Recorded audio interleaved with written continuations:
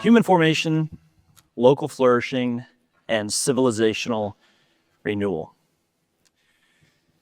We know something is broken with the modern educational system. Ideology runs rampant. Most of our American schools and universities have become plastic, artificial, and foolish. The modern schooling system, from university to our schools, have also become synthetic and artificial. They are built to extract children and then adults from home and family and place, and to send them into the world uprooted and displaced to be utilized for modern purposes. This morning, I want to challenge you to reconsider this particular problem of a placeless, homeless, and indeed an uncivilized modernity.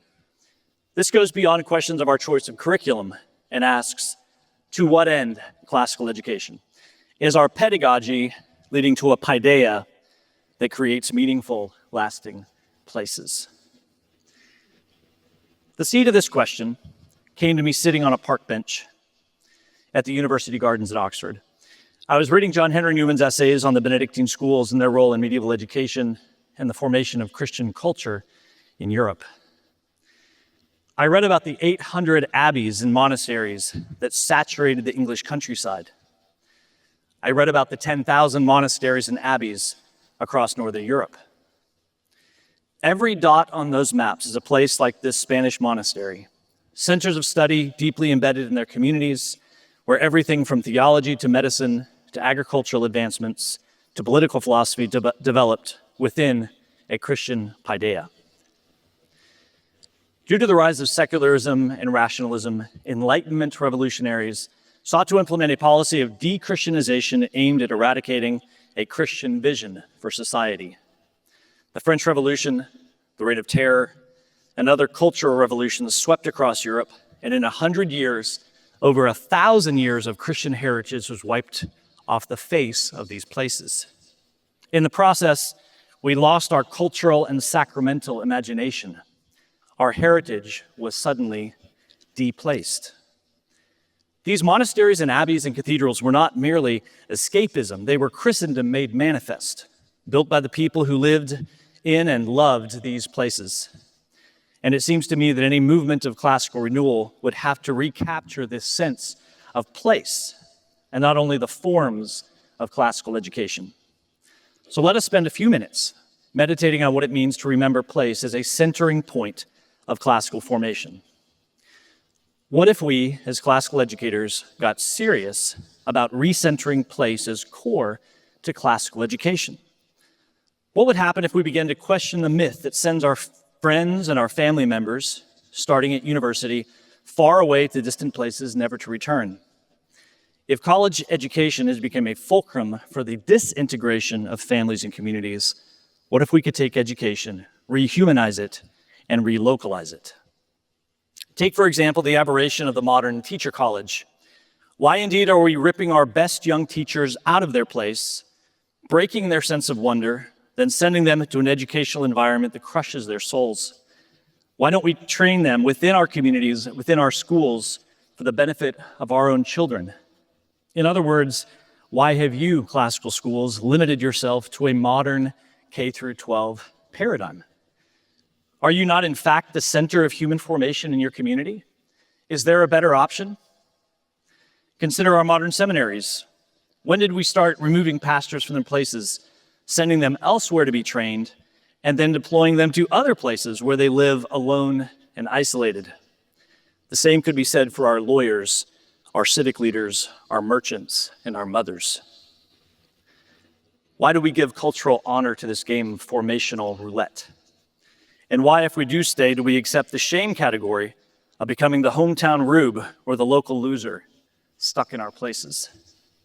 And so the modern community is losing their people, and our people are losing their communities, both the young, who are handed over in some strange kind of displaced, debt-ridden cultural child abandonment, and the old, our elders, who have been stripped of their legacy of paideia, replaced by a professional educator class.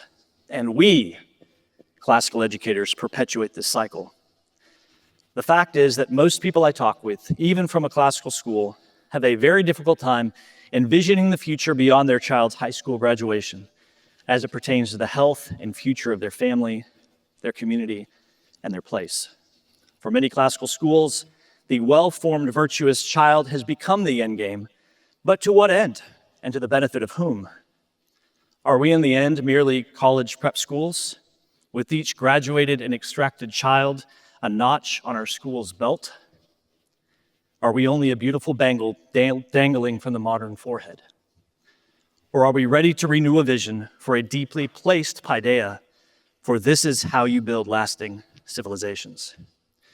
For me, this initiated a work at Christian Halls that rejects a modern vision of human extraction and seeks to return human formation to local flourishing, from local schools to upper school to college and seminary,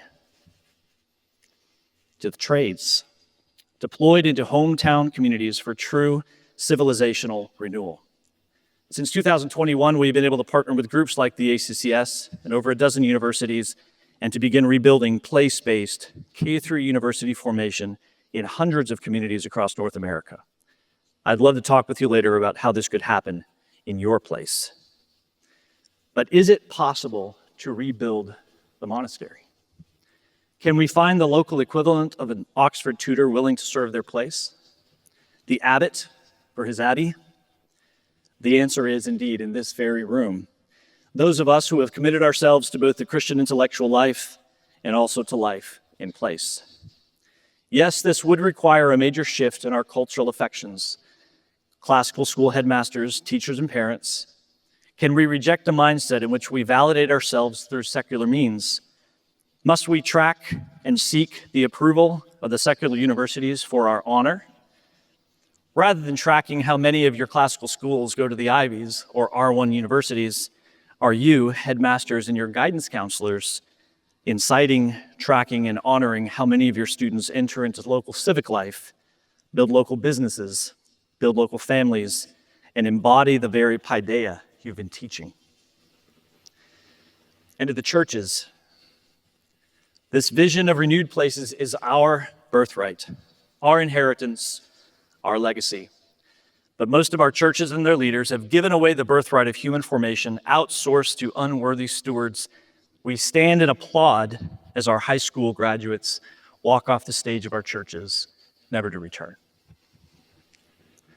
And pastors like Theoden, King of Rohan, with worm tongue whispering modern lies in your ear, if only a Gandalf would appear to draw out the modern myth as drawing poison from a wound, and then to place a sword in your hand for the defense and the strength of your people.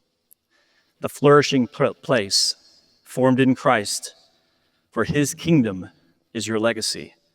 This is your stewardship. Let what has become old become new again.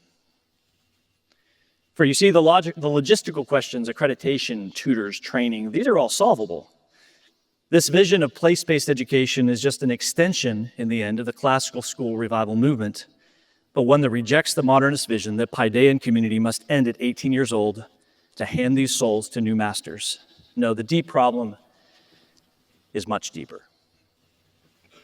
The problem, as I see it, is much more fundamental. It's a problem seated in the modern American myth. We need to consider a future that rejects modernistic dislocation and takes seriously the call to be deeply and truly human in our formation and our rootedness. Like Jonathan Pageau told me last year, it's as if the Western soul has been sold on the first half of the Odyssey, always leaving, always adventuring, always westward expansion, always looking for the next opportunity, but never coming home.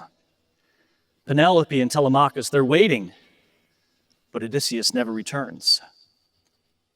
Are we as a culture ready to grow up and come home? Perhaps now is the moment when we, after 250 years of sojourning, finally build a civilization. We have to remind the Western soul of our past and to reimagine our future. The synagogue, the abbey, the Oxford colleges. What about the classical community? These are the deep roots that call us into meaning and identity, that gave us words like self-governance, subsidiarity, and home. Can we imagine something better for the future beyond a virtual, AI-driven, displaced human formation? Something more human? Somehow we arrived at a place where a small, intimate Oxford tutorial feels to our American minds foreign, and a 700-person lecture hall at a modern university feels normal, and that's not normal.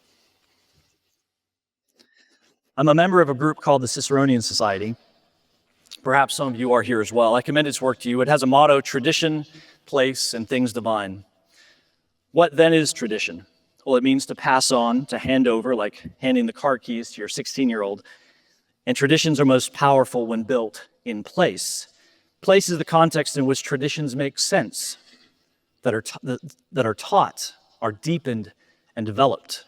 Traditions without place become manners or codes, and when they become ways of living, they become a common table in someone's hometown, the well-worn praying bench at a church, or your study with stains from tea spilled on the table as you tutor Xenophon's lessons with a student. Tradition, place, and things divine are where the values of classical education converge. Things divine draw us towards expansion, infinity, and grandeur, but our feet refuse to leave the ground. We were not made for the clouds.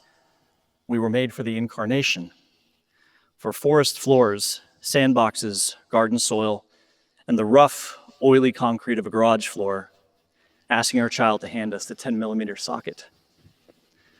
Place is a common table with a real book, seeing the soul of a child blossom as we look into her eyes and not through a screen. These are things divine, and they are deeply rooted in place. God calls our farms to be temples, our towns to be cathedrals, bearing witness to God's presence through our lives, loves, labors, laments, and liturgies, and then by the legacy of our grave that we leave to those who love, yet while absent. Without place, classical schools cease to make sense, and the things of God cease to be Christian things and fall into Gnostic things. The invitation of tradition, place, and things divine is that when we leave this conference, we should go home, because home is where God's heart is.